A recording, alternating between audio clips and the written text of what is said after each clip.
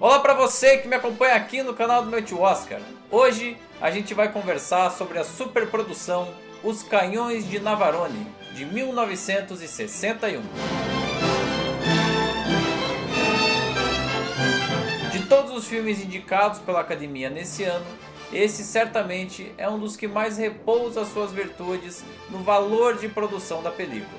Ao contrário de Julgamento em Nuremberg, que a gente já analisou aqui no canal, e se você perdeu, volte lá e confira, o tamanho e o espetáculo são as questões predominantes para esse filme. Isso foi muito bem salientado, inclusive, numa crítica publicada na época pelo jornal The New Yorker, que dizia, abre aspas, esse é um daqueles grandes filmes espetáculo que não são menos empolgantes, apesar de todo o absurdo. Fecha aspas. Claro que por absurdo, ele está se referindo às situações vividas pelos nossos personagens ao longo do desenvolvimento das sequências do roteiro. Now the point is that our resistance contacts on Navarone tell us that there's only one spot on the entire coast the Germans don't bother watching. And that's the South Cliff, because it's 400 feet straight up and it can't be climbed by man or beast. And that's where you come in. I want you to get me and my team over there and on top of that cliff. A história tem uma premissa básica. Um grupo de notáveis é convocado e reunido pelo exército para cumprir uma missão, a de destruir dois enormes canhões alemães posicionados estrategicamente para destruir qualquer ofensiva pelo mar que tentasse fazer uma incursão militar. São justamente os canhões de Navarone, que além de terem um poder de fogo muito alto, estão estrategicamente posicionados. Só que essa missão não é nem um pouco simples. Primeiro, porque eles vão ter que se infiltrar em território inimigo, e segundo, porque eles vão ter que acessar uma área altamente controlada. Os canhões de Navarone eram parte do coração defensivo dos alemães, o que só tornava as coisas ainda mais complicadas. Lights out in 5 minutes. I want you all to get as much rest as possible. The first thing in the morning, we've got to ditch the truck and get hold of another car.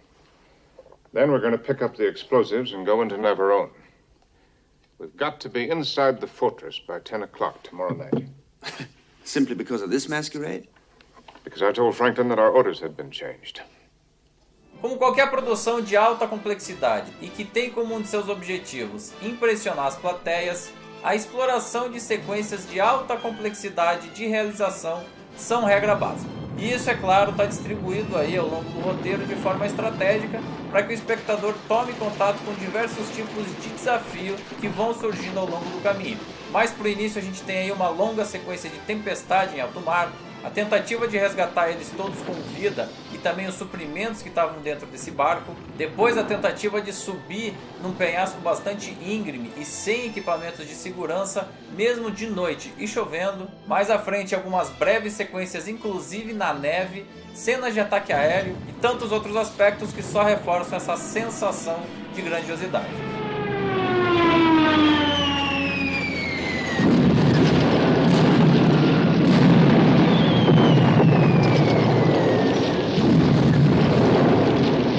O custo estimado de produção desse trabalho foi de aproximadamente 6 milhões de dólares, o que na época era uma quantia bastante elevada.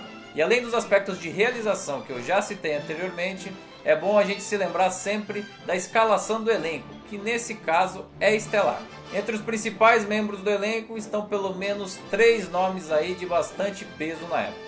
Gregory Peck, que é o grande líder e fio condutor de grande parte das sequências, a essa altura do campeonato já tinha 4 indicações ao Oscar e era um astro bastante consolidado, um símbolo sexual. Ainda que eu ache a atuação dele linear demais, é claro que a simples presença dele nas telas já é motivo de comemoração. Em seguida a gente tem a presença do ator inglês David Niven, que interpreta um especialista em explosivos. Niven, como a gente já citou aqui, inclusive quando ele recebeu o Oscar pelo filme Vidas Separadas de 1958, sempre foi um ator muito carismático, o público sempre se identificava muito com ele. E ainda que esse tipo de papel não fosse o mais comum para a carreira dele, deu muito certo. Especialmente na segunda metade do filme ele cresce bastante, a importância do personagem dele cresce bastante e por alguns momentos ele chega inclusive a roubar a cena aí do Gregory Peck. Pessoalmente é um dos papéis cuja evolução do personagem eu mais gosto desse filme. E finalmente a gente tem a presença destacável de Anthony Quinn, que na minha opinião foi o papel dramático mais exigente de todo o elenco. O personagem pode não carregar a mesma sobriedade, a mesma inteligência e até de certo modo a mesma competência intelectual que Gregory Peck e David Niven, mas é essencial para o desenvolvimento da trama. Além disso, algumas das sequências mais humanizadas dentro da guerra partem desse personagem. Where are the explosives? I don't know, Your Excellency. Your Excellency, I swear to you, I do not know. I am not one of these men. They forced me to join them. As I explained to the captain, I'm just a poor fisherman from Cyprus. My name is Nando Salonicas. I swear to you. Um aspecto que eu acho muito positivo desse trabalho é o fato do espetáculo ser o motivo principal de existência desse filme, mas nem por isso ele deixa de se preocupar com o desenvolvimento intelectual de cada um dos seus personagens. Se nas primeiras cenas a gente não tem muita certeza qual é a real de cada um daqueles homens, no final isso já fica bastante claro. E isso se deve muito ao fato de que o filme sabe dosar muito bem cada uma das situações que são apresentadas. Existe um balanço muito saudável entre as cenas de ação, as cenas de tensão, as cenas de guerra e o desenvolvimento interno daquele elenco. Também destaco como positiva a decisão de se incluir duas personagens femininas no filme. Esse fator é no mínimo interessante, já que a gente está falando de um filme de guerra, que normalmente é focado muito nos personagens masculinos.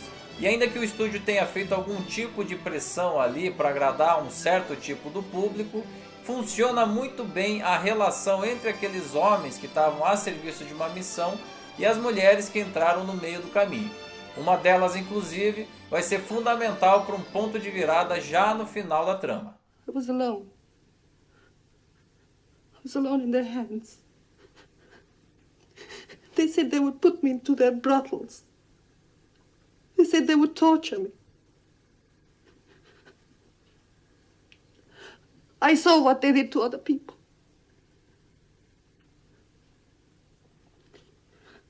I'm sorry. I cannot stand pain.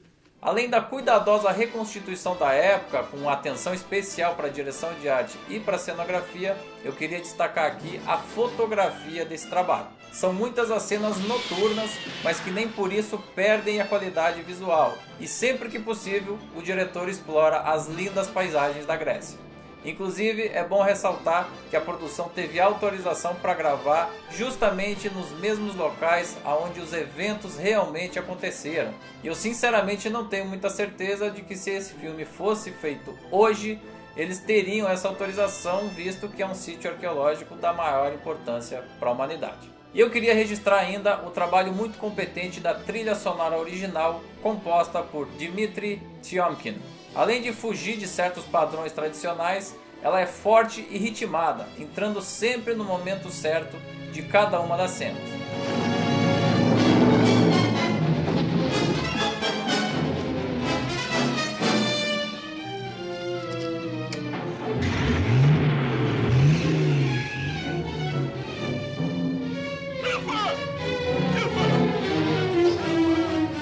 Foi premiado pela Academia na categoria de melhores efeitos especiais, e ainda que você ache alguns deles ultrapassados, o realismo mecânico que a gente consegue acompanhar em cada uma das cenas é notável, e eu também parabenizo a equipe de efeitos especiais.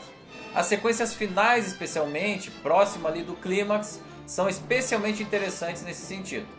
De uma forma geral, eu diria que Os Canhões de Navarone entrou por uma lista seleta de épicos de guerra que conseguem contrabalancear muito bem o entretenimento e, junto com ele, o alto valor de produção, com uma ótima construção de roteiro, que nesse caso ficou a cargo de Carl Foreman.